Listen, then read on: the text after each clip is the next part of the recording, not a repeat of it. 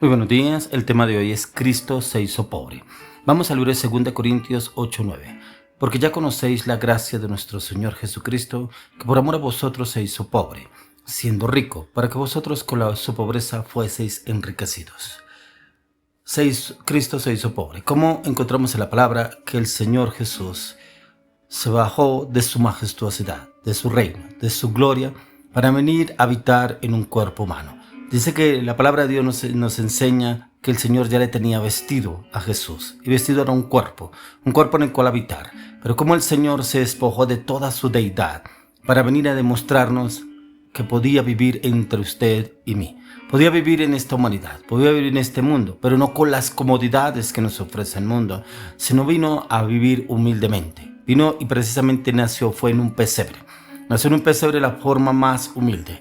Dice la palabra de Dios que él nació en un hogar humilde, no el hogar de José y María. Pero Dios ha querido arreglar este mundo a través de estas situaciones en que se viene viviendo, de las diferencias entre el rico y el pobre. Así como cuando el Señor Jesús vino, había las mismas diferencias.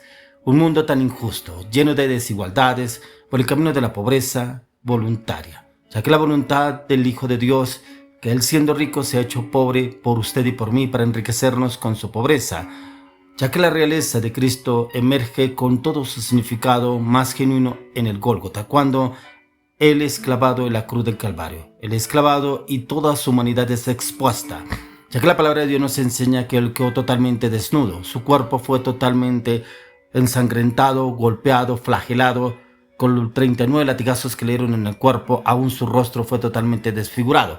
Aún a la luz de la palabra encontramos en Isaías que dice que podrida llaga, o sea, prácticamente su cuerpo olía mal. Y fuera de eso estaba totalmente descompuesto, su rostro totalmente desfigurado. Y Él vino ¿a qué? A demostrarnos a través de la cruz del Calvario que Él nos redimió de la pobreza, de la miseria, de la ruina, porque Él vino a demostrarnos que se llevó toda pobreza y toda miseria, toda ruina a través de la cruz del Calvario, ya que Él expresa que su completo abandono al Padre expresa su pobreza total, a la vez que se hace evidente el poder de este amor que Cristo ha vaciado completamente de sí mismo por amor a usted y a mí, por amor al hombre, por amor a la humanidad, por amor a darnos a conocer y entender sus designios, sus misterios, su conocimiento, su palabra y su verdad, ya que a la luz de la palabra encontramos el plan perfecto de Dios para su vida en torno a nuestro propósito.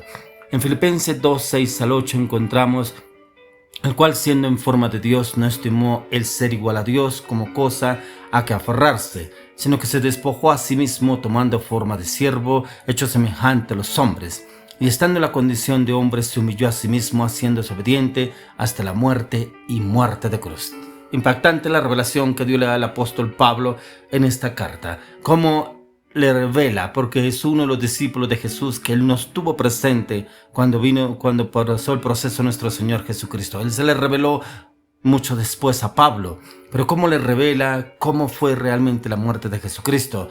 Dice que sino que se despojó a sí mismo tomando forma de siervo, hecho semejante a los hombres, y estando en la condición de hombre se humilló a sí mismo, haciéndose obediente hasta la muerte y muerte de cruz. Cómo el Señor se despojó de toda su gloria, de su reino, para venir a habitar en un cuerpo humano y morir de la manera más cruel, ya que todo el camino de nuestra redención está asignado por los pobres. Esta salvación vino a nosotros a través de un humilde, un hombre que se entregó a sí mismo, Jesús.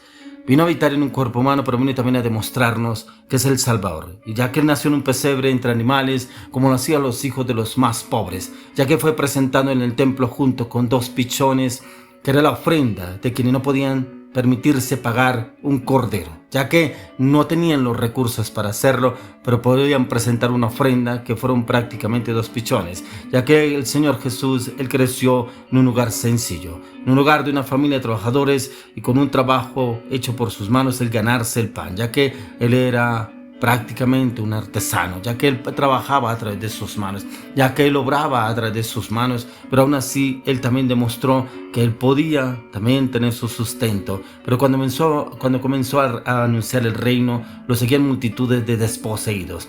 ya que Él se lo manifestó a las multitudes y lo manifestó dando a conocer y entender el reino de Dios, el cual se había manifestado en el Señor Jesús. Por eso lo encontramos en el libro de Lucas, capítulo 4, verso desde el 18 en adelante. Dice: el Espíritu del Señor está sobre mí, por cuanto me ha ungido para dar buenas nuevas a los pobres, me ha enviado a sanar a los quebrantados de corazón, a pregonar libertad a los cautivos, he visto a los ciegos, a poner en libertad a los oprimidos, a predicar el año agradable del Señor. Aquí encontramos, ¿a qué vino el Señor?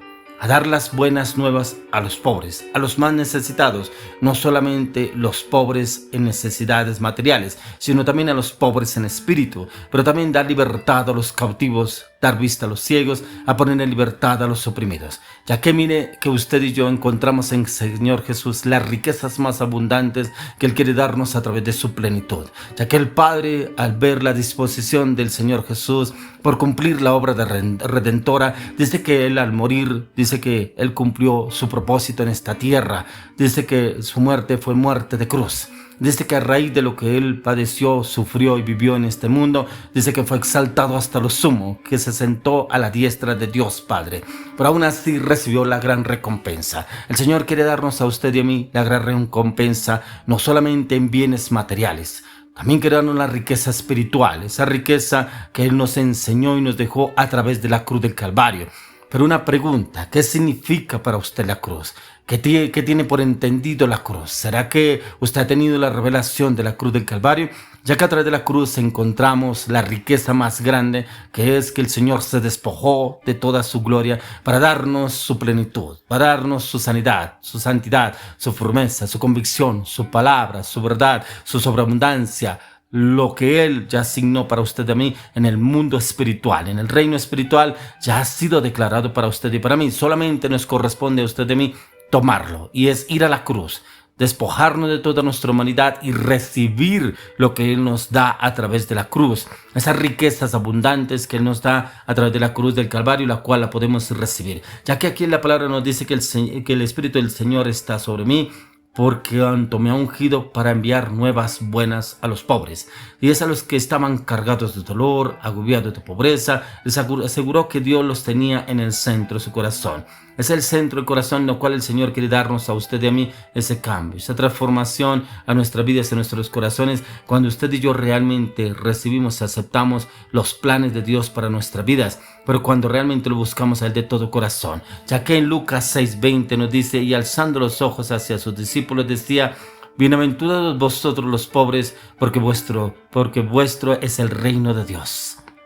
El reino de Dios está dispuesto para usted y para mí, pero siempre y cuando usted y yo no pongamos la mirada en las cosas de este mundo, en las riquezas, en los bienes materiales, en el dinero, en el amor al dinero. No, al contrario, que pongamos nuestra mirada en el reino, ya que el Señor nos llama a usted y a mí bienaventurados. Bienaventurados quiere decir doblemente bendecidos. Y esa bendición es la que está preparada para usted y para mí, ya que eso es lo que el Señor ha dispuesto para darnos a usted y a mí. Ya que el Señor se identificó con los que tenían hambre, lo que les dieron de comer, pero también enseñó que la misericordia de ellos es la llave del cielo. Esa llave que es por la misericordia que nace en el corazón en usted y en mí, ya tenemos esa llave de acceso al reino de los cielos. Ya que eso es lo que el Señor quiere darnos a cada uno de nosotros, siempre y cuando usted y yo nos dispongamos a conocerlo, a entenderlo a Él a través de las Escrituras y poder entender el propósito, el llamado por el cual Él nos ha escogido a usted y a mí. Ya como lo dice en el libro de Hechos 2:45,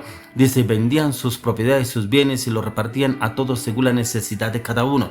Como el Señor usa aún a los apóstoles, en el cual los lleva a que los que tenían mejores condiciones económicas vendían sus propiedades y lo que ellos vendían lo daban a los pobres. ¿Para qué? Para que ellos pudieran tener y suplir sus necesidades, porque pudieron entender que no solamente con las riquezas podrían sostenerse o vivir en su plenitud, era con la palabra de Dios y el conocimiento.